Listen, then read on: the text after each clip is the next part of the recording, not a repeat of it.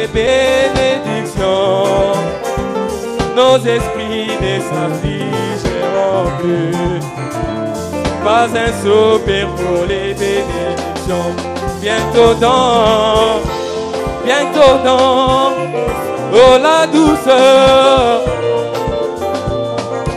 Oh bientôt dans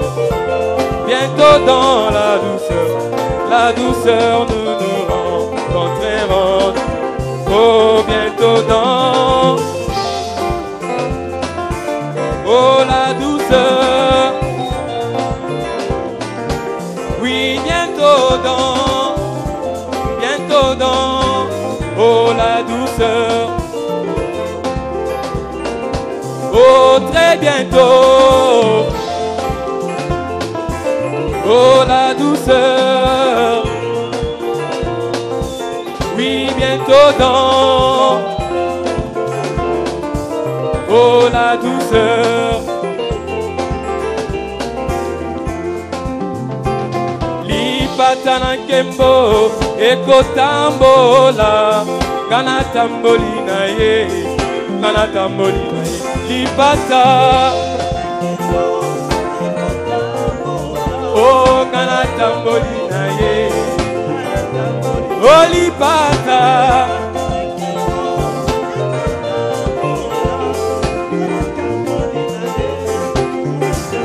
oh la nuée avance, j'avance avec elle, j'avance, oh la nuée avance, j'avance avec elle, j'avance avec elle.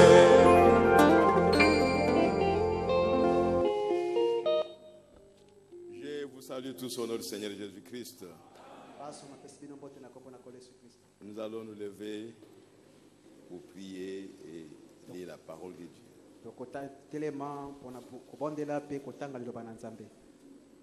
Inclinons nos têtes, nous allons prier le Seigneur. Dieu notre Père Céleste, tu es le Tout-Puissant qui règne à jamais, Seigneur. C'est toi qui as créé les choses visibles et invisibles. Et dans ta pensée, il y avait un peuple, Seigneur, qui devait t'adorer, qui devait être appelé ton peuple et qui devait être appelé ta famille, Seigneur. Oh Dieu Tout-Puissant, viens ce soir, ô bien-aimé Père, et parle-nous, Seigneur. Dis-nous quelque chose qui peut consoler nos âmes, qui peut nous fortifier, Seigneur, et qui peut nous édifier, ô Dieu Tout-Puissant, qui peut nous préparer dans cette marche, car un de ces jours, tu apparaîtras dans les airs et nous irons à ta rencontre. Bénis la parole que nous allons lire. Bénis chacun, Père bien-aimé. Il y en a qui sont encore en route pour venir ici. Donne-leur le transport facile afin qu'ils puissent venir communier avec nous et autour de la parole de Dieu. Nous abandonnons entre tes mains. Nous voulons compter sur toi, Seigneur, du début jusqu'à la fin. Au nom du Seigneur Jésus-Christ. Amen. Amen. Bien, nous allons retourner à l'étude des sceaux. On avait parlé de 5 sceaux. Et il nous restait le 6e sceau et le 7e. Alors nous allons commencer avec le 6e aujourd'hui. Je vais tout simplement introduire cela. Et les jours qui viennent, on va entrer réellement dans le 6e sceau. Alors, ouvrons nos Bibles dans Apocalypse chapitre 6. Et nous lisons le verset 12 et 13. Apocalypse chapitre 6. Je regardais quand il ouvrit le 6e sceau. Et il y eut un grand tremblement de terre. Le soleil devint noir comme un sac de crin. La lune entière devint comme du sang. Et les étoiles du ciel tombèrent sur la terre. Sur la terre, comme lorsqu'un figuier secoué par un vent violent jette ses figues vertes.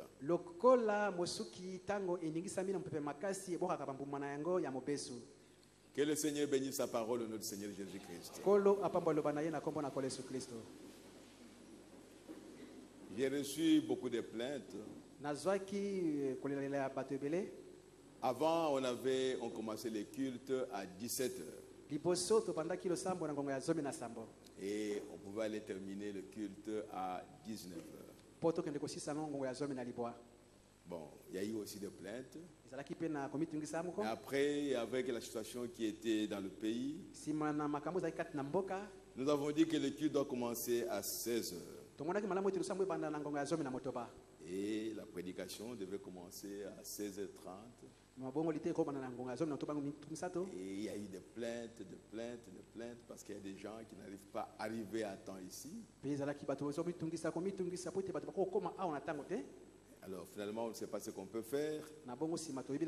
Et nous ne voulons pas aussi que les gens quittent ici à 19h non plus. Parce que nous sommes loin de la grande route. Et le transport devient compliqué. Bon, nous allons nous fixer le dimanche. Nous tous, alors, nous allons voir à quelle heure nous pouvons commencer. Et à quelle heure nous pouvons terminer. Mais bref,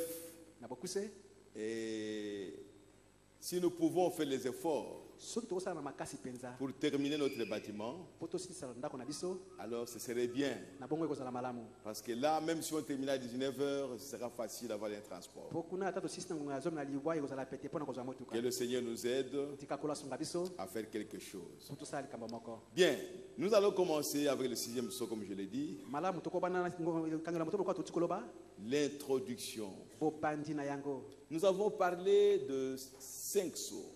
Je ne sais pas si nous retenons encore ce dont nous avons parlé dans les 5 sceaux. En fait, dans les 4 premiers sceaux, cela concernait réellement l'Église. Cela regardait l'Église. Cela nous regardait. Tout ce qui est dit dans les 4 sceaux, c'était le travail de l'Antichrist qui combattait l'Église du Dieu vivant, qui voulait détruire le plan de Dieu. Et c'est comme ça que l'Esprit de Christ était aussi à l'œuvre pour se défendre. Donc il y avait le Christ et l'Antichrist pendant les 4 premiers sceaux. Mais après les 4 premiers sceaux, si vous lisez la Bible, Jean n'était pas sur la terre. On l'a appelé au ciel. Il a dit Jean monte. Parce qu'on a terminé avec l'Église. Dieu a terminé avec l'Église. Le temps que Dieu a donné aux gens des nations pour traiter avec eux, ce temps est terminé. Et Dieu a terminé son œuvre avec les gens des nations. Et comme il a terminé avec les gens des nations, alors il doit se tourner à Israël. Comme l'apôtre Paul l'a dit dans Romains chapitre 11. Que quand le dernier des gens des nations entrera, Dieu va fermer la porte aux gens des nations et il se tournera à Israël afin que tout Israël soit sauvé. C'est ce temps-là que nous avons connu pendant les 4 sceaux. Et nous avons vu que Dieu est arrivé à sa fin.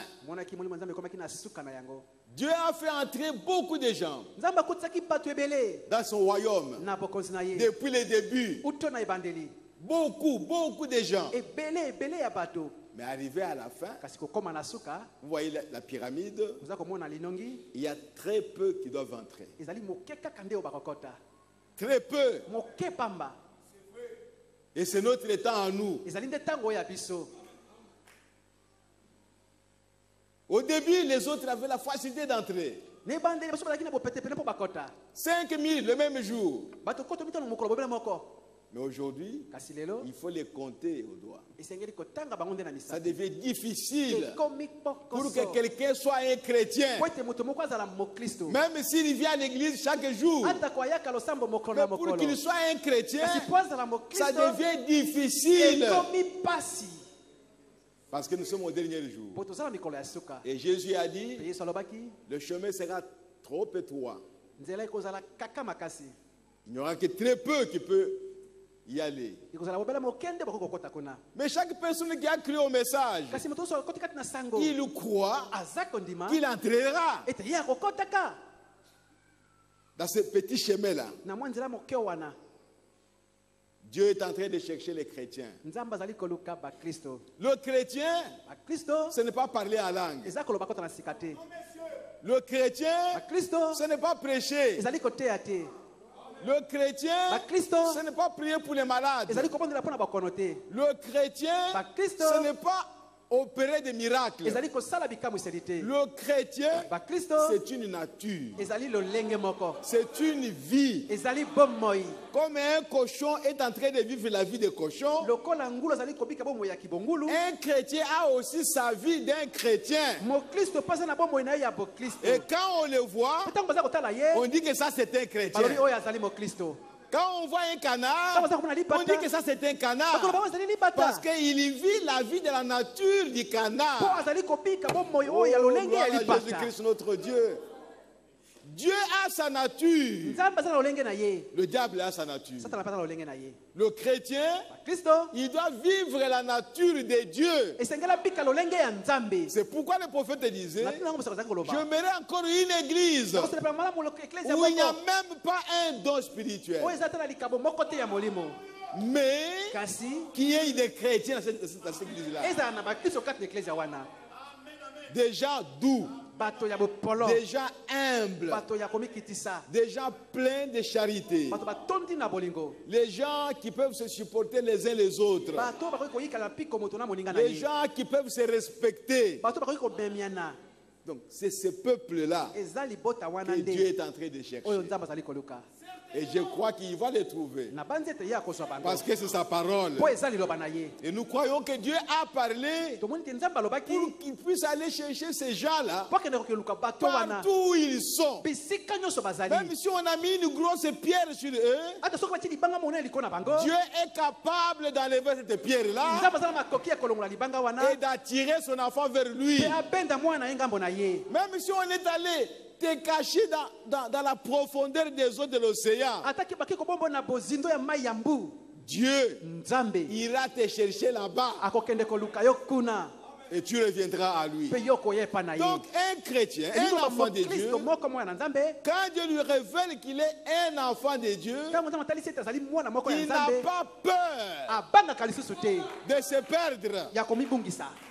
Même si tous les sorciers de son village sont réunis contre lui, lui il sait qu'il va vaincre.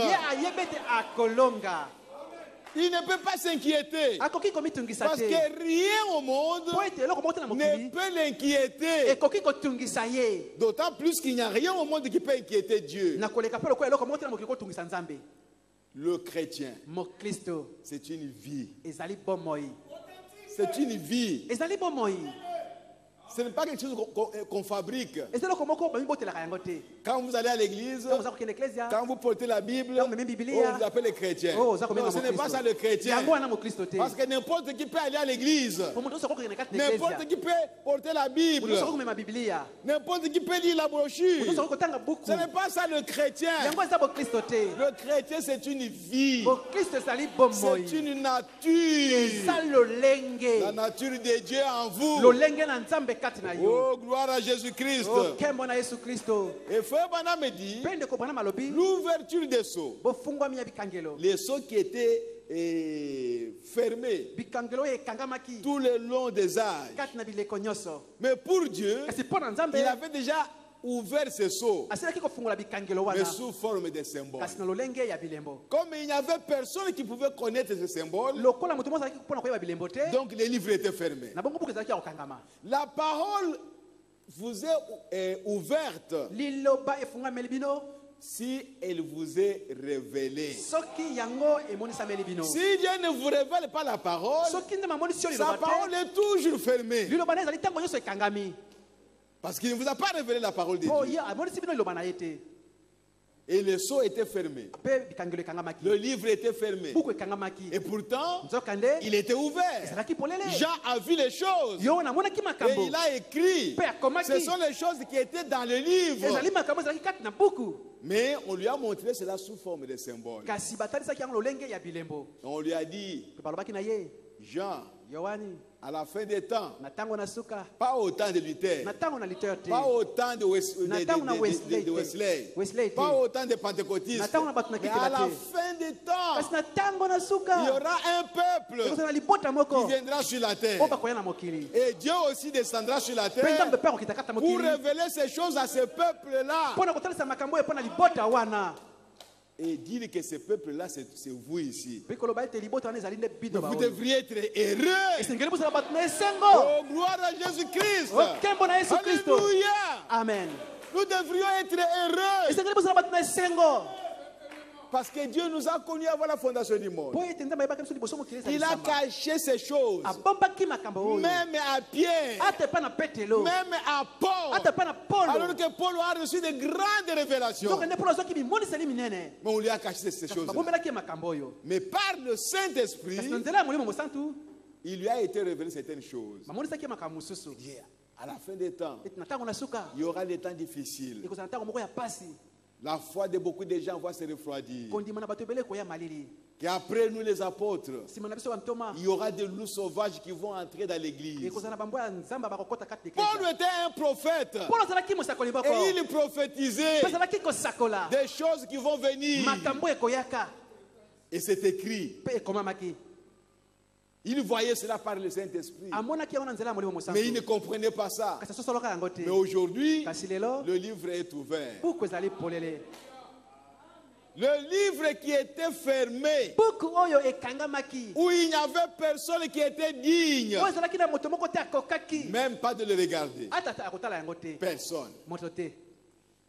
Et encore, le briser, c'était difficile. Qui? Il n'y avait personne. Pourquoi? Parce que Dieu cherchait un homme. Pas un ange, mais un homme digne. Oh, gloire à Jésus. Un homme digne qui a été capable de payer le prix pour racheter l'homme qui était dans l'abîme. Et cet homme-là devait être capable lui-même d'aller dans l'abîme et ne pas y rester. Parce que quand Adam est allé dans l'abîme pour chercher sa femme, il est resté avec sa femme là. Mais Dieu cherchait maintenant un homme. Son épouse est dans l'abîme. Mais il doit entrer lui-même dans l'abîme et être capable de prendre son épouse et la ramener de ce côté. C'est pourquoi Jésus disait, je suis capable. J'ai le pouvoir, tel que vous me voyez ici, de donner ma vie, aller dans l'abîme et de la reprendre encore. De revenir de ce côté avec ma vie. Et il a accompli. L'agneau de Dieu, il a accompli. Et quand Jean l'a vu, Jean-Baptiste, il a dit, voici l'agneau de Dieu qui ôte le péché du monde. Et maintenant quand le vieillard criait, qui est digne? Une voix criait. Personne. Jean a commencé à pleurer. Parce qu'il n'y avait personne. Mais le vieillard lui a dit, Jean, ne pleure pas.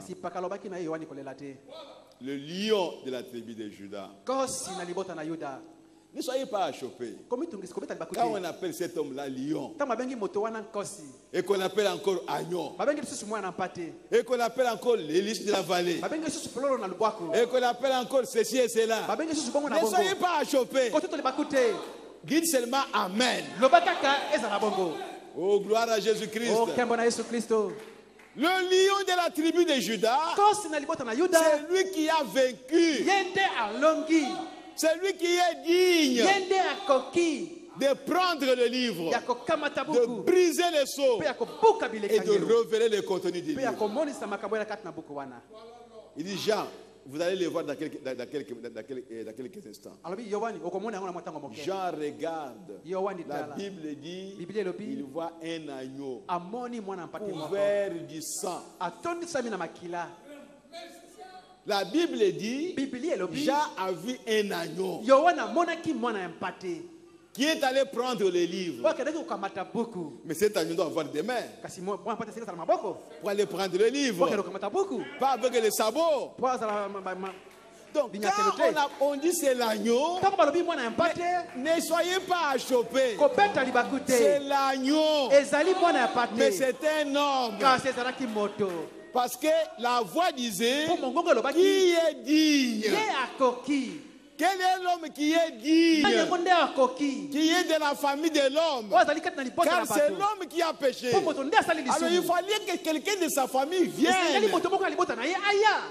pour prendre le livre. Oh mes frères, Jésus est descendu sur la terre pour accomplir cette parole-là. Et il est sorti. Il dit c'est moi qui suis digne. Et il a pris le livre de la main droite de celui qui était assis sur le trône. Ne vous imaginez pas des choses. C'est le même Dieu qui est en train de faire son travail, qui est en train de jouer son jeu. Il est sur le trône. Il vient aussi comme un agneau pour prendre le livre. Il est en train de jouer. C'est lui-même. Vous ne pouvez pas comprendre ça. Laissez ça tranquille. Oh, gloire à Jésus-Christ. Alléluia. Amen. Mes frères, l'ouverture des sceaux doit nous éclairer. C'est une lumière. Maintenant, nous pouvons connaître exactement ce que Dieu a fait. Quand nous lisons la Bible et que nous voyons Dieu dire à Abraham, prends ton fils, va me le donner en holocauste. Maintenant, nous pouvons comprendre parce que les sceaux sont ouverts. Quand Abraham dit, son fils lui pose la question, papa, je vois le feu, je vois le bois, je vois le couteau, mais où est l'animal? Où est le sacrifice? Abraham ne pouvait pas le mentir. Mais est-ce qu'il a menti? Non. Frère Bana me dit, l'Esprit de Dieu était sur ces gens-là pour le faire agir selon le programme de Dieu. Alléluia. Amen. Abraham était sûr. Il était sûr que c'est Isaac qui doit mourir aujourd'hui. Il était sûr. Il a donné sa parole d'honneur à Dieu. Et il a compris que c'est Dieu qui lui a demandé Isaac en holocauste. Et il a pris Isaac. Il est allé avec lui. Il était sûr. Mais quand Isaac a posé la question, avant qu'on arrive là où on donne les sacrifices, la bouche d'Abraham était ouverte. Et les paroles sont sorties de sa bouche. C'est Abraham qui a parlé. Je ne sais pas. Quelqu'un d'autre qui a parlé. Je ne sais pas. Mais la parole est sortie. Il dit, mon fils, l'Éternel pourvoira. Dieu pourvoira. Pour Abraham, c'est une parole de sagesse pour tromper son fils, qu'il ne soit pas effrayé. Mais pour Dieu, c'était la prophétie, la parole de Dieu.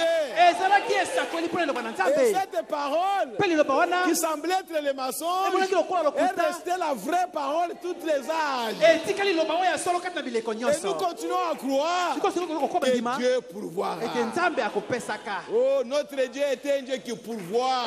Qui pourvoit aux besoins des saints. Ne soyez pas effrayés. Dieu pourvoira pour votre besoin. Croyez tout simplement. Soyez sûr que vous êtes enfant de Dieu.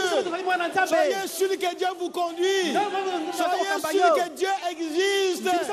Oh, il pourvoira aux besoins des saints. Oh, gloire à Jésus-Christ. Alléluia. Amen. Ainsi, frère, maintenant nous savons ce que Dieu est en train de faire à cause de l'ouverture des sceaux. Et nous savons aussi ce qu'il va faire. Donc dans cet âge ici, pour ce peuple ici, qu'on appelle l'épouse de Christ, elle connaît tout. Et rien ne lui est caché. Tout lui est révélé.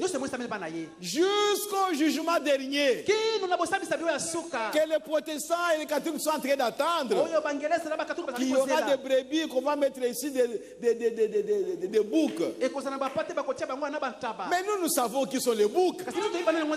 Nous savons qui sont les brebis. Ce sont des hommes.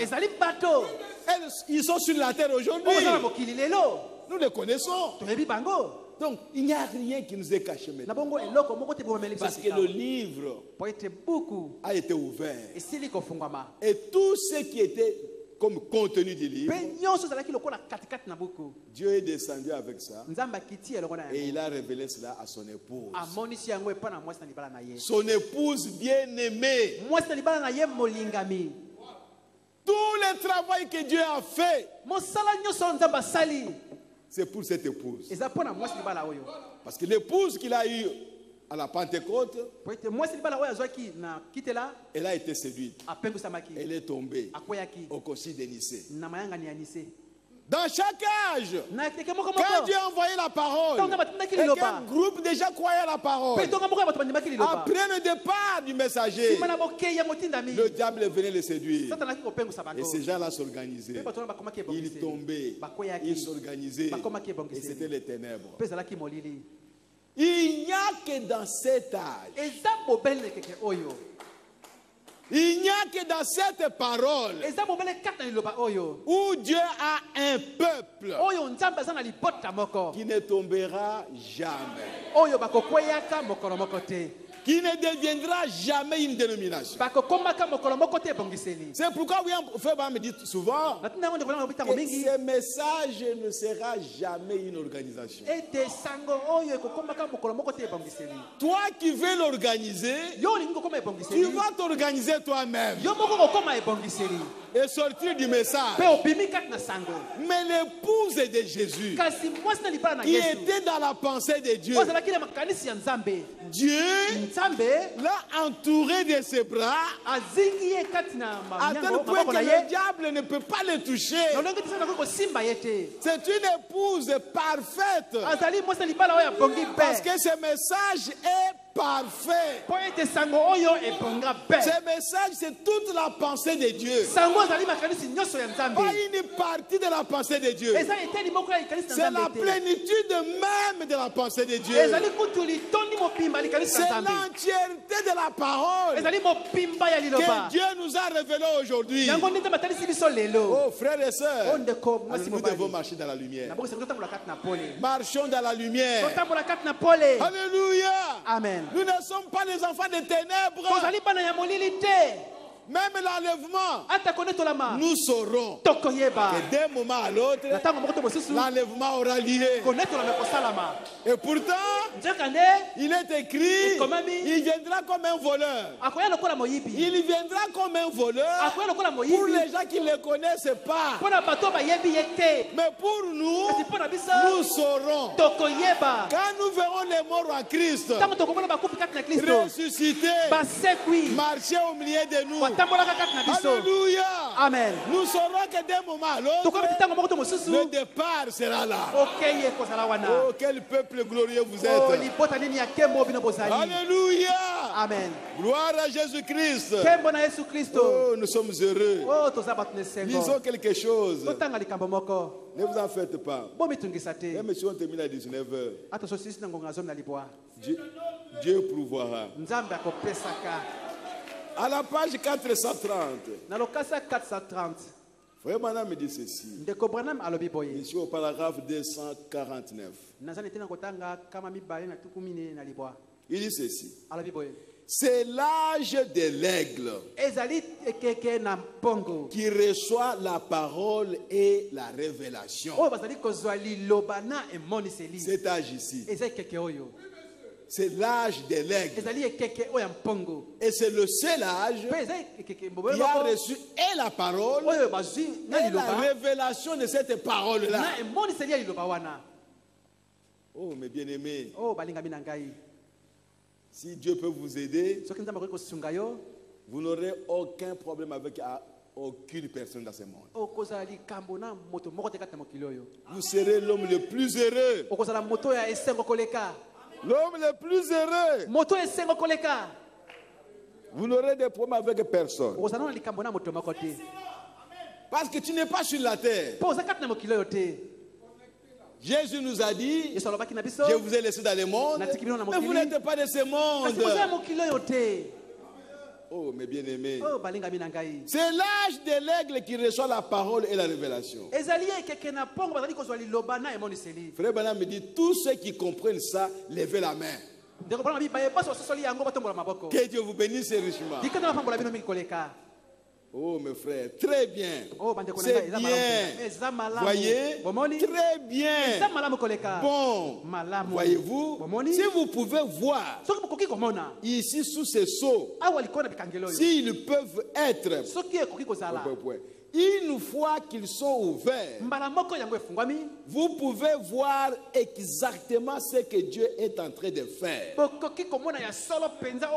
Ce qu'il a déjà fait, ce qu'il va faire, le voici exactement. Nous ne sommes pas dans les ténèbres. Nous sommes dans la lumière. Paul pouvait dire, je vous ai fiancé à un seul époux. Il a fiancé l'église. Mais aujourd'hui, quand William Branham est venu, il a dit, vous êtes l'épouse de Christ. On m'a envoyé pour présenter l'épouse à Christ. Oh mes frères, c'est la fin. Il n'y a plus de temps. Il n'y a plus de temps. Préparez-vous. Soyez prêts. Et frère Branham me dit que les hommes du temps passé, ils agissaient selon l'esprit qui était sur eux. Et cet esprit-là, c'est Dieu qui a arrangé ça. Le programme, le plan était entre les mains de Dieu. Comment vous pouvez vous expliquer Jacob qui s'attend avec sa maman pour aller tromper Isaac? Et il réussit à ça. Et plus tard, on comprendrait que non, et c'est Jacob qui devait avoir le droit d'aînesse. Mes frères, ce sont des choses qu'on lit. C'est comme étrange. Si vous étiez à ce temps-là, vous deviez condamner Jacob.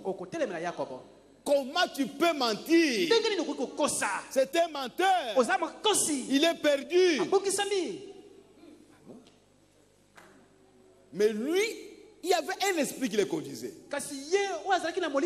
Il ne savait pas quoi faire encore. Il était soumis à l'autorité de cet esprit-là. Il va tromper son beau-père. Donc, c'est un trompeur. Mais c'était l'esprit qui était en lui, qui était sur lui pour agir comme ça. Et tout le monde qui agissait, qui était dans la lignée de Dieu, il pouvait faire des choses bizarres. Mais frère, c'est compliqué. C'est compliqué. Judas. Oh, mes frères. Sa belle fille. Sa belle fille. Il lui a promis, bon, comme en Israël, quand le mari meurt, vous n'avez pas eu d'enfant avec lui, vous devez épouser son petit frère. Mais bien aimé, cela est arrivé avec Judas, un de ses fils. Mais sa belle-fille n'a pas eu d'enfant. Il a renvoyé chez eux. Mais elle attendait la loi en Israël. Mais elle a compris que Judas l'a trompé. Ce sont des choses compliquées. Elle va s'habiller comme une prostituée. Elle va se mettre sur le chemin de Judas. Et Judas va faire amour avec elle. Et cette femme lui dit, bon, pour que je sois sûr que tu vas revenir, donne-moi ton bâton ici. Et Judas prend le bâton et il donne. Et il s'en va. Et plus tard, Judas revient pour chercher la femme libre. Il n'y a jamais eu de femme libre ici. Non, il y avait une femme libre ici. Elle est disparue. Et le même jour, cette femme a conçu. Et Judas apprendra que ta belle-fille a conçu. Judas s'est fâché. Qu'est-ce qu'elle a fait? Elle vient là-bas. Judas vient. La fille ne disait rien. Elle disait rien. Les juges sont venus là-bas pour juger la fille. Il dit, ok, je ne suis pas coupable. Elle a fait sortir le bâton. L'homme à qui appartient ce bâton? L'homme à qui appartient ce bâton ici, c'est lui qui est coupable. La grossesse ici lui appartient. Judas s'est mis debout. Il a dit, c'est moi qui suis fautif. Voyez frère, mais c'est de cette femme-là qui sortira Finé, je crois que c'est Finé, qui était dans la lignée de Jésus-Christ. Mais bien aimés frères et sœurs, ce sont des choses qu'on ne peut pas comprendre. On ne peut pas les comprendre. Mais l'Esprit de Dieu était sur les gens pour les faire agir de cette façon-là. Eux-mêmes ne savaient pas. C'était le plan de Dieu. Mais si aujourd'hui vous le faites, vous irez en enfer. Alléluia. Amen. Lisons quelque chose. Oh mes frères. Je suis à la page 430. Oh. La Bible est compliquée. C'est pourquoi il ne faut pas trop condamner les gens. Voyez seulement ce qui se passe et priez le Seigneur. Je suis au paragraphe 246. Ici, on parle de Jacob. Jacob avait le droit d'aînesse. Pas vrai? L'Assemblée dit Amen. Mais il était certainement un petit filou avec ça. Voyez, il est allé là-bas et il a trompé son papa. Il a trompé son frère. Il a tout fait. Mais malgré tout ça, légalement, tout le long, il avait, parce qu'Ésaü, ça n'était défait. Donc, il avait le droit d'aînesse, malgré cela. Vous savez comment, et qu'est-ce qui est arrivé?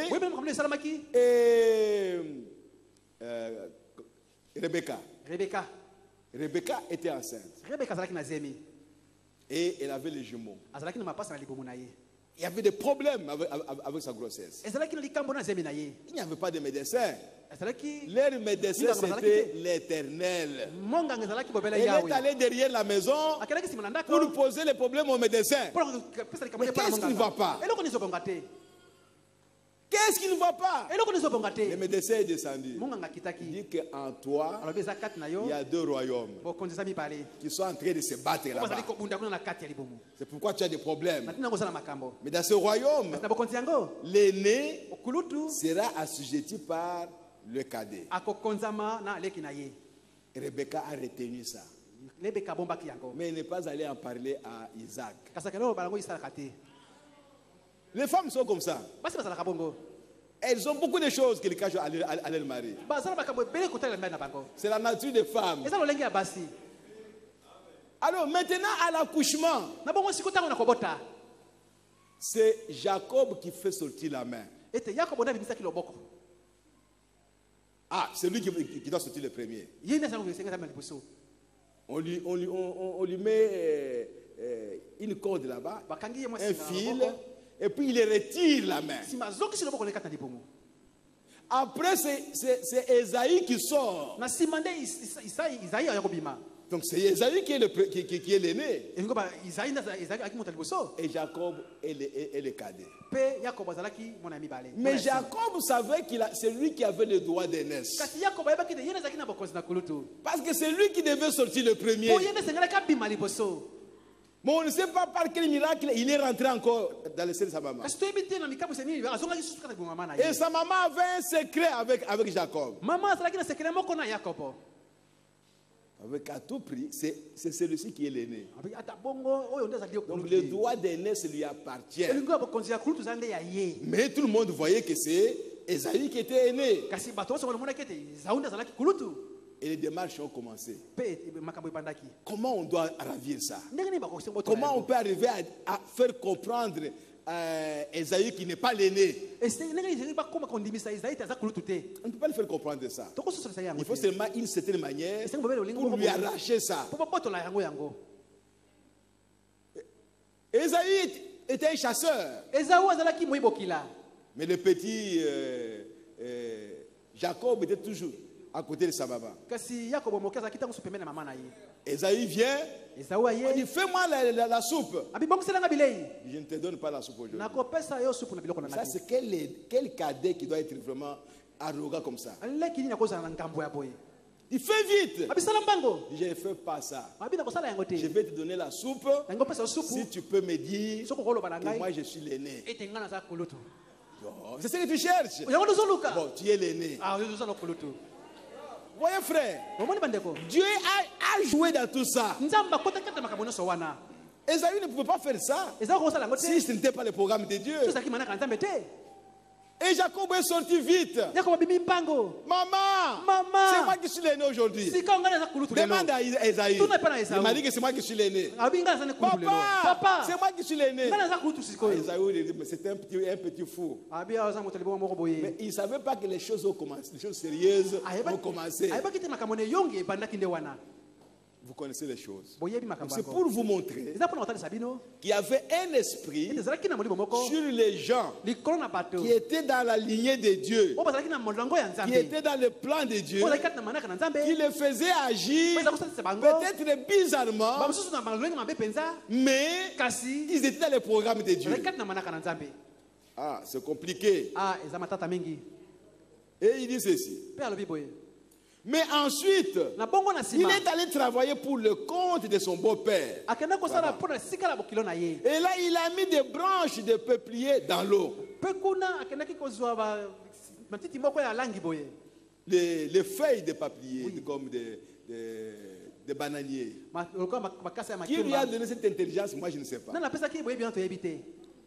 Il a mis ça dans l'eau et il a commencé à faire boire les brebis. Donc, dans son intelligence, il savait que quand les brebis vont boire cette eau, tous les petits qui vont mettre au monde seront achetés. Et il a dit à son beau-père, nous allons faire un contrat. Tous les agneaux qui sont achetés, c'est pour moi. Oh, bon, il n'y a pas de problème. Moi, je sais qu'il n'y en a pas beaucoup. Alors que Jacob a déjà fait quelque chose pour réussir son plan. Oh, mes bien-aimés. Il a mis des branches du peuplier dans l'eau pour que les bêtes qui portaient des petits étous, qu'elles donnent naissance à des veaux tachetés. Et oh, vous savez tout ce qu'il a fait pour s'enrichir. Maintenant, regardez bien. Or, il avait été expulsé de chez les siens. Toujours. Il a fui là où étaient ses parents. Il vient chez son beau-père. Il va encore fuir. Il a eu beaucoup de brebis. Si vous suivez la vie de Jacob, vous serez scandalisé. Mais l'œil de Dieu était sur Jacob. Mais en lui, il avait un regret profond, une douleur profonde, parce qu'il a arraché les droits d'aînesse de son grand frère. Mais maintenant, il doit rentrer là-bas. Comment son grand frère va le recevoir? Et il a appris que ton grand frère est fâché contre toi. Et il commençait à se préparer comment le recevoir. Vous connaissez l'histoire de la Bible. Il a envoyé les gens avec des brebis, tout ça, pour que quand Esaü verra ça, qu'il puisse avoir pitié de lui. Après, il s'est dit, mais Esaü a beaucoup de richesses, il a beaucoup de brebis. Même s'il voit ça, ça ne va pas lui dire quelque chose. Il a pris sa femme et ses enfants. Il les a envoyés. Maintenant, quand il verra maintenant ses neveux, en tout cas, il ne va pas les tuer. Et lui est resté dans une angoisse. Qu'est-ce que je dois faire pour gagner la confiance de mon frère? C'est alors que Dieu est descendu. Pendant qu'il priait, il s'est saisi de quelque chose. Un être. Mais est-ce que Dieu était obligé d'aller là-bas pour que Jacob puisse le toucher? Est-ce que Jacob a prié pour que Dieu vienne là-bas? C'est le programme de Dieu lui-même. Et il a commencé à se battre avec cet homme-là. L'homme dit, lâche-moi. Il dit, moi je ne te lâche pas. Lâche-moi. Le matin vient. Je ne te lâche pas. Jusqu'à ce que tu me bénisses. Mais comment il savait que c'est Dieu? Pour qu'il le bénisse. Et jusqu'à ce que Dieu l'a béni. Il dit désormais, tu ne seras plus appelé Jacob. Ton nom c'est Israël. Parce que tu as combattu avec Dieu et tu as vaincu Dieu. Tu es un prince avec Dieu. Et Dieu l'a frappé ici. Et il a commencé à boiter. Quand vous rencontrez Dieu, quelque chose doit changer. Ces femmes, ces enfants voient leur père venir là-bas. Mais papa, qu'est-ce qui est arrivé? Papa marche normalement. Mais qu'est-ce qui est arrivé? Non, Jacob a changé. Jusqu'à la fin de sa vie, il ne faisait que boiter. Mais c'était une bénédiction. Une grande bénédiction. Quand Esaü l'a vu, il a couru pour l'embrasser. Dieu a déjà préparé le terrain. Ne vous en faites pas. Même si quelqu'un décide qu'il va te tuer, toi reste avec Dieu. Dieu ira devant toi pour préparer le terrain. Oh, gloire à Jésus-Christ. Alléluia. Amen. Merci Seigneur. Et bien aimé, Dieu reste Dieu. Ce sont des choses qui sont arrivées dans l'histoire de Dieu avec les hommes. C'est horrible. Mais c'est comme ça. Frère Branham me dit que Jacob était un type. Donc, il a été délivré. Mais c'est quelque chose que Dieu voulait montrer aux enfants d'Israël qu'il va faire à l'avenir.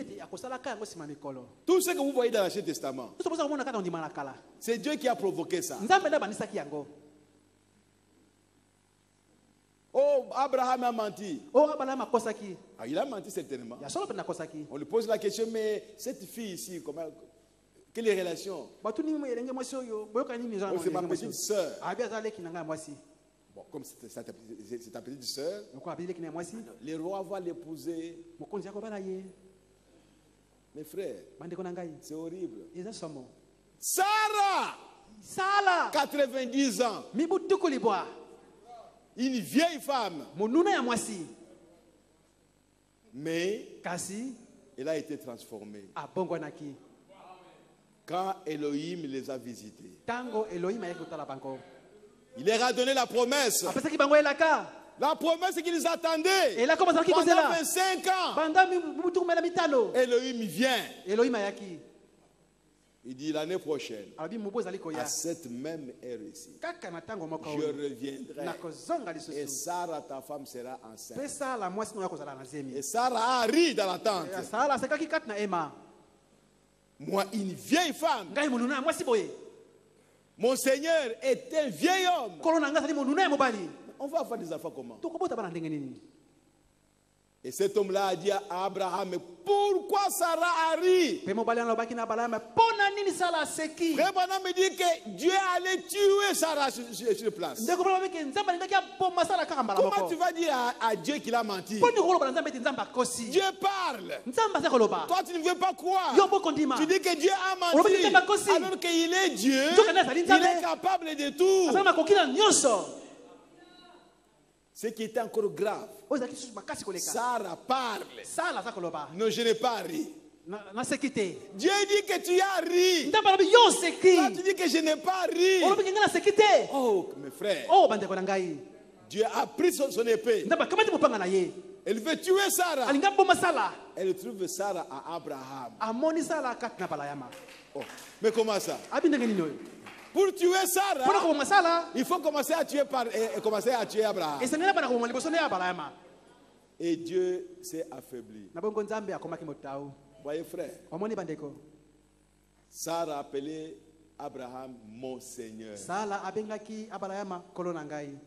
Tellement qu'elle se soumettait à son mari. Sa faute qu'elle a commise, son péché qu'elle a commis, s'est retrouvé sous le sang de l'agneau de Dieu. Oh mes bien-aimés. Et Dieu est parti. Frère Branham me dit, la famine est arrivée dans ce pays-là. Dieu est compliqué. Abraham doit fuir le pays. Le pays des promesses. Et il ne savait pas que lui-même est devenu jeune et que Sarah est devenue jeune. Il voit seulement un groupe de gens. Oh, mais monsieur, mais cette femme ici, d'où est-ce qu'elle vient? Une jolie fille comme ça. Abraham ne comprend pas. Mais elle voit aussi Sarah qui marchait avec le bâton. Elle voit Sarah qui marche normalement. Qu'est-ce qui se passe? Abraham et Sarah ont changé. Ils ont fait environ 300 km à pied. Une coco de 90 ans, elle va faire 300 km à pied. Donc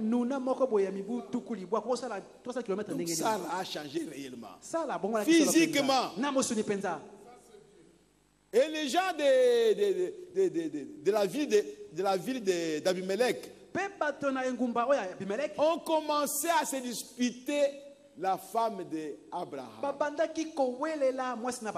Ce n'était pas sa femme, c'était sa soeur. Parce que lui-même a dit que c'est ma soeur. Et comme maintenant il n'arrive pas à s'attendre, ils se sont dit, bon, comme ça nous allons la prendre pour notre roi. Comme ça, notre roi, le roi épouse la plus jolie femme du monde. Et on l'a amené jusque dans la maison du roi. Et le roi lui a donné la chambre. Oh mes frères, peut-être pendant que le roi s'est préparé, Dieu est descendu. Il dit Abimelech, tu ne vaux même pas. Bon, même un mort vaut plus que toi. Mais qu'est-ce que je fais? Mais tu as pris la femme de quelqu'un. Il est écrit dans ma loi qu'une femme ne peut pas avoir deux maris vivants. Elle a son mari. Non, tu connais mon cœur. Tu connais ma sincérité. Tu sais que je suis honnête. C'est lui qui nous a dit que c'est sa soeur. Moi, je te dis que c'est son épouse. Tu dois la retourner. Et il doit prier pour toi. Sinon, et toi et ta maison, vous êtes sous la malédiction, vous allez mourir. Et plus que ça, tu lui retournes sa femme, tu lui donnes encore beaucoup de biens pour qu'il soit avec ça. Oh, gloire à Jésus-Christ. Mais bien aimé, notre Dieu, c'est un Dieu miraculeux. Un Dieu compliqué que vous ne pouvez pas comprendre. Et même l'apôtre Paul, il était conduit par un esprit, l'esprit de lion. Il pouvait gronder, il pouvait parler durement aux gens. Ce n'était pas lui. Il a même écrit aux gens, aux Corinthiens, je crois, que souvent quand je suis avec vous, vous me trouvez un homme faible. Je suis faible avec vous. Mais dans mes lettres, vous me trouvez dur. C'est un esprit qui était sur lui. Chacun de nous ici est conduit par un esprit. C'est pourquoi dans cet âge, c'est l'esprit de l'aigle qui doit nous conduire. L'esprit de l'aigle ne fait pas de compromis avec la parole de Dieu. L'esprit de l'aigle ne tolère pas le péché. Non. L'esprit de l'aigle, il a agi en frère Branham, tel qu'il vivait, tel qu'il agissait. C'est comme ça que nous devons agir, car c'est le même esprit qui doit être sur l'église aujourd'hui. Oh mes frères, que Dieu nous aide. Que Dieu nous aide. Ainsi, le sixième saut, c'est un saut de tribulation.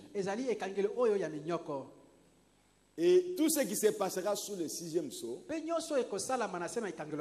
sera après l'enlèvement de l'église. Nous ne serons pas concernés. Mais nous sommes en train de voir cela, parce que Dieu nous a révélé ça. Et nous devons en parler. Le sixième saut, c'est la tribulation. On verra ça en détail. C'est pendant que Israël doit recevoir son message. Parce que les disciples ont posé la question à Jésus. Dans Actes chapitre 1er, est-ce à ce temps-là que tu remettras le royaume à Israël? Que tu vas établir le royaume d'Israël? Le royaume d'Israël doit être établi. Israël aura un roi. Ce n'est pas Salomon. Ce n'est pas Akab. Ce n'est pas Ozias. Ils auront un roi qui sera assis sur le trône de David. Et un roi éternel. Et ils attendent ça. Les enfants d'Israël. Mais malheureusement pour eux, ce ne sont pas tous les Israélites qui vont reconnaître ce roi-là ou qui seront dans ce royaume-là. C'est seulement les 144 000. Donc le 6e saut, c'est un saut où les 144 000 sont appelés. Pendant qu'il y a les plaies qui tombent sur la terre. Pendant qu'il y a la grande tribulation chez les nations, les 2 prophètes seront en Israël pour appeler les 144 000. C'est le 6e saut. Et nous verrons ça en détail. Oh mes bien-aimés frères et sœurs, le temps n'est plus. Dieu va bientôt se tourner à Israël. N'écoutez pas ce que les hommes disent. Écoutez ce que Dieu a dit. Le royaume d'Israël sera rétabli. C'est ainsi dit le Seigneur. Même si le monde entier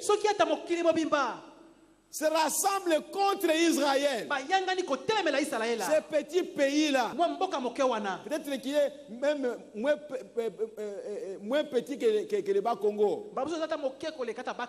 Il n'est pas grand, Israël. Mais Dieu est derrière Israël. C'est pourquoi Israël est fort. Et Frère Branham me dit que ce que Jacob faisait là, c'est le type d'Israël qui cherche de l'argent par tous les moyens. Qui cherche de l'argent par tous les moyens. Et c'est pourquoi les Juifs sont le peuple le plus riche du monde. Toutes les actions sont entre leurs mains. Ils ont beaucoup d'argent. Et Frère Branham dit que même s'il faut qu'on vous tue pour qu'il ait de l'argent, le Juif vous tuera.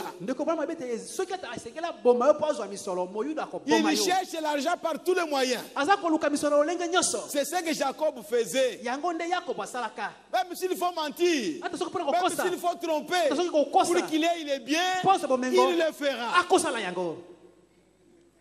Oh mes bien-aimés, c'est dur, mais c'est la parole de Dieu.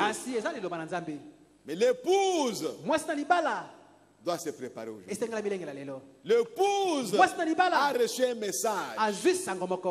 Un message qui doit la préparer. Ne soyez pas distrait, mon frère. Ne soyez pas négligent. Quand le prophète a pleuré, lisez la parole de Dieu. Lisez la parole.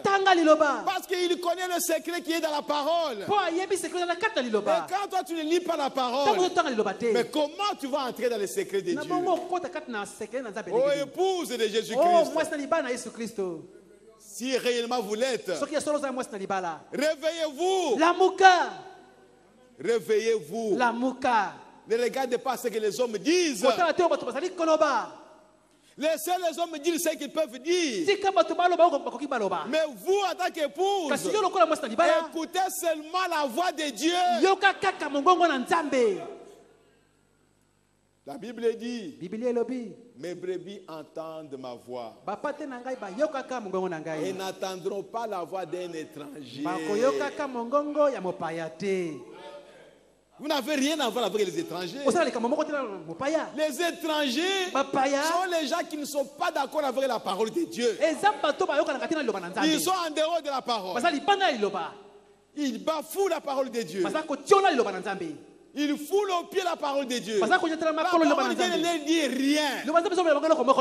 C'est qu'il leur fait quelque chose. Peut-être leur honneur. Peut-être leur personnalité. Peut-être leur argent. Peut-être leur bien. C'est tout. Le reste, que ce soit juste ou pas, ce n'est pas son problème. Ne les écoutez pas. Ne regardez même pas à eux. Parce qu'ils ne vous donneront rien. Il y a un homme qui peut vous donner quelque chose. C'est le Seigneur Jésus-Christ. C'est lui qui a parlé aujourd'hui. Même pas Branham. Tu vas prier Branham comment? Comment tu peux être sûr que Branham t'écoute? Mais tu es en train de faire exactement comme les catholiques font quand ils prient Marie. Parce que Marie est dans la tombe. Branham est dans la tombe. Comment tu peux entrer en contact avec elle? Oh mes bien-aimés frères et sœurs, que Dieu nous aide. Que Dieu nous aide pour que nous puissions retrouver le vrai chemin de la parole de Dieu et rester avec la parole. Rien que la parole. Ce que les hommes disent, si ce n'est pas conforme à la parole, ne regardez pas à ça. Ne prêtez même pas attention à cela. Ce n'est pas conforme à la parole. Ce n'est pas conforme à la parole. Vous restez avec la parole. Parce que vous êtes l'épouse de parole. Vous n'êtes pas épouse de pensée des hommes. Vous êtes l'épouse pensée de Dieu exprimée. Et Dieu ne vous reconnaît que quand vous êtes dans la parole. Parce que la vie se trouve dans la parole. Parce que la parole c'est le sang. La vie se trouve dans le sang. C'est là où vous vous rencontrez avec Dieu. En dehors de la parole, Dieu ne vous connaît pas. Il n'y a pas de communion avec Dieu en dehors de sa parole. Revenez à la parole. Quittez le monde. Sortez du milieu de mon peuple. Et revenez à la parole. Marchez avec la parole sans qu'elle soit mélangée avec vos intentions, vos raisonnements, vos pensées, vos sentiments. Faites-les sortir de la parole.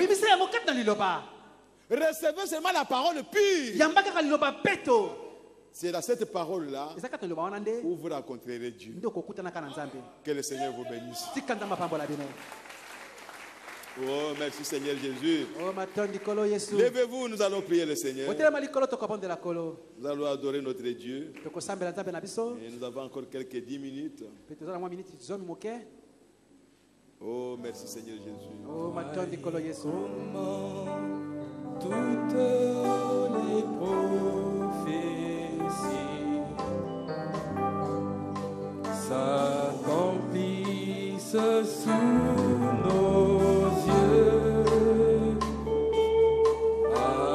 annonçant la venue du Seigneur. Oh, bientôt s'ouvriront les yeux. Combien de temps?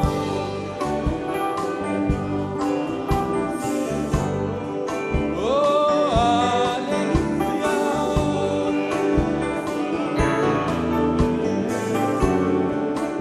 Oh oui, il est plus tard que vous ne les pensez. Il est pensé.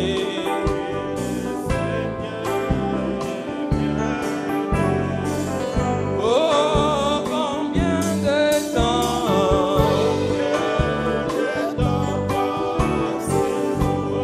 Oh, alléluia.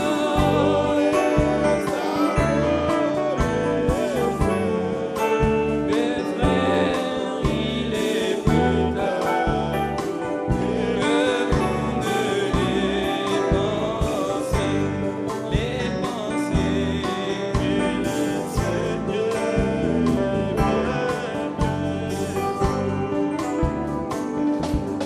Des signes déployés dans le ciel, sur la terre et partout, proclamant qu'il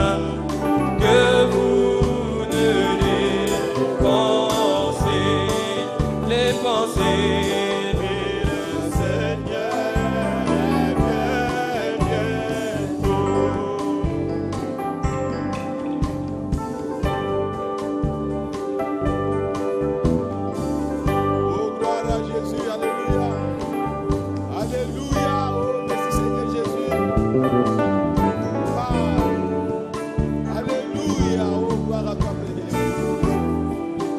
Merci, Seigneur.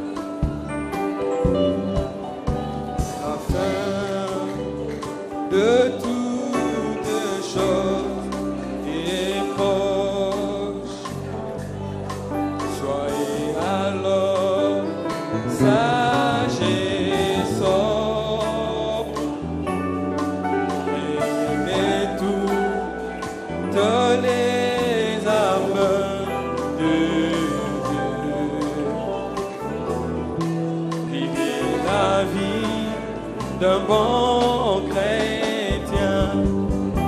Combien de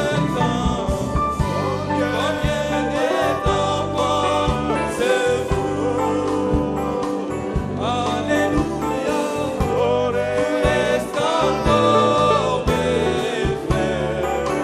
Oh oui, il est plus tard que vous ne les pensez. Les pensées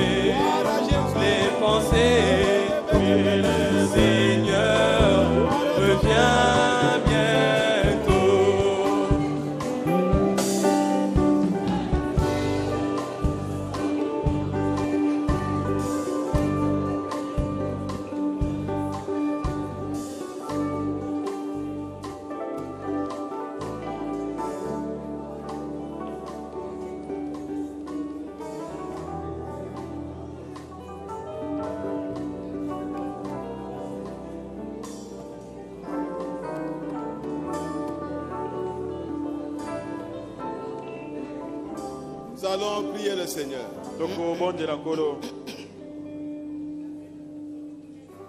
Père bien-aimé, Tata Molingami, tu es tout simplement merveilleux. Ozali bobele malamu kolo. Tu es bon pour nous, Seigneur. Ozali malamu pona biso kolo. Père, Tata, nous te sommes reconnaissants. Ozana matondi mingi pa ina yo. Parce que tu as jeté un regard sur nous, Seigneur. Weto bwa kiliso moko pa ina biso. Et tu nous as choisis comme ton peuple. O poni biso lokola libota na yo. Maintenant, nous venons à toi, tel que nous sommes, Seigneur. Reçois-nous dans ta bergerie, Seigneur. Tiens chacun de nous par la main, ô Dieu, pour que nous ne puissions pas aller loin de toi. Seigneur, prépare-nous. Révèle-toi à chacun de nous, Seigneur.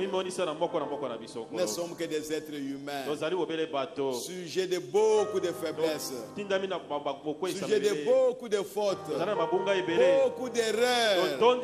Mais nous comptons seulement sur toi, Seigneur. Nous comptons sur l'œuvre que tu as accomplie à Calvaire. Seigneur, reçois-nous. Prends-nous par la main, Seigneur. Et conduis-nous, Seigneur. Nous avons confiance en toi. Que le travail que tu as commencé à chacun de tes enfants, tu l'amèneras à la perfection. Et qu'un jour, nous te verrons face à face. Merci pour la parole. Merci pour ta présence. Oh Père bien-aimé, maintenant que nous sommes arrivés à la fin de ce service, Seigneur, sur le chemin de retour, accompagne chacun de nous. Et fais que chacun puisse ruminer cette parole. Que l'esprit d'oubli puisse aller loin de nous, Seigneur. L'esprit de distraction, de négligence, de légèreté, que cela puisse aller loin de tes enfants. Que nous puissions prendre cette parole au sérieux, Seigneur, et marcher avec elle. Parce que tu as dit à Josué que ce livre de la loi ne quitte pas ta bouche. Alors tout ce que tu feras, tu réussiras. Tu auras des succès dans ta vie à cause de ces paroles. Merci Père. Qu'il en soit ainsi pour nous aussi. Accompagne-nous, Seigneur. Accompagne-nous sur le chemin de Dieu. Bénis tes enfants, Seigneur. Ils nous ont suivis au loin, au bien-aimé Père. Bénis-les, Seigneur, notre Dieu. Ouvre leurs yeux de tout puissant pour qu'ils puissent te voir, au bien-aimé Père. Révèle-toi à chacun, Seigneur. S'il y a l'un d'eux qui a un problème, oh Dieu d'Israël, accorde-lui la solution à son problème aujourd'hui, Seigneur. Merci Père bien-aimé. Sois béni, sois loué. Maintenant que les paniers vont circuler pour récolter les offrandes, sanctifie les pères et bénis chaque main qui mettra quelque chose. Donne du travail à tes enfants et bénis ceux qui ont du travail. Ils aient des promotions, qu'ils aillent de l'avant, Seigneur, qu'ils soient appréciés au bien-aimé Père. Au nom du Seigneur Jésus-Christ, sois béni, sois loué à jamais. Nous avons demandé ce peu de mots, Seigneur, au nom de ton Fils, le Seigneur Jésus-Christ. Amen. Amen. Amen. Amen. Amen. Gloire à Jésus-Christ, notre Dieu. Saluez votre frère qui est à côté. Saluez votre soeur. Que Dieu vous bénisse richement pour avoir écouté la parole de Dieu. Tout est bien. Nous avons un communiqué ici.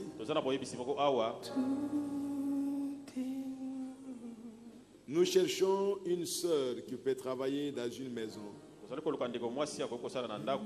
Donc les travaux domestiques, habitant Matete ou les communes voisines.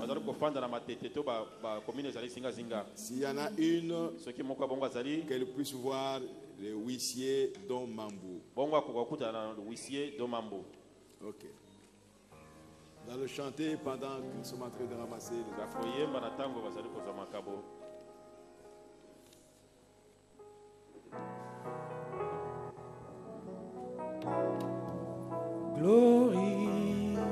Glorifions le Seigneur ensemble,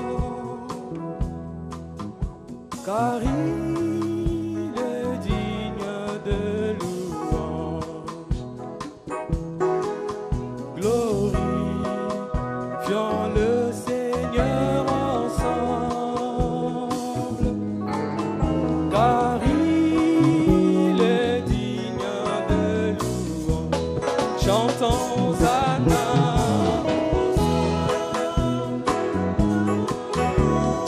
Béni soit le roi, béni soit le rocher de mon salut. Hosanna,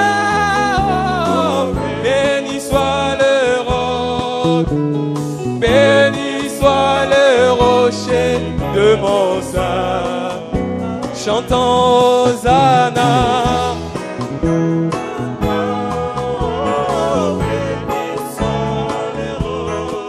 Oh, béni soit le rocher de mon salut.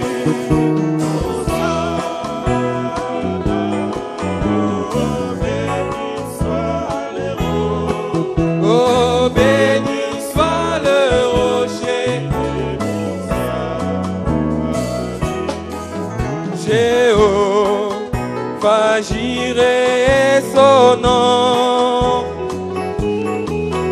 car il pourvoit mes besoins.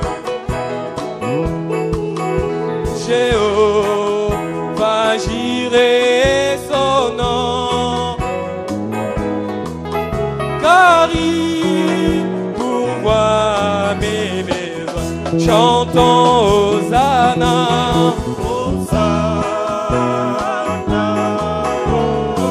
Béni soit le roc, béni soit le rocher de mon salut.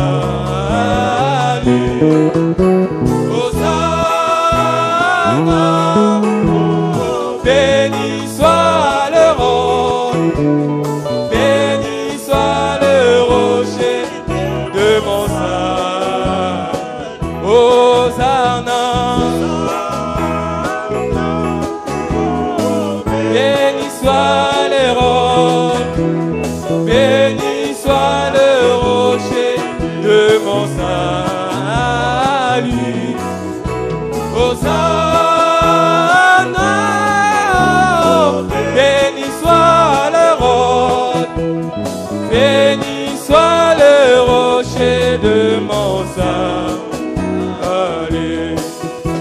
Jéhovah Rapha est son nom, car il guérit mes maladies.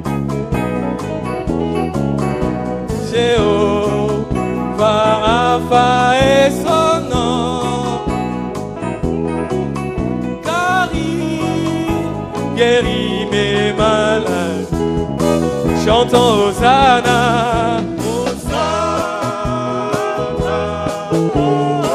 Béni soit le roc, béni soit le rocher de mon salut.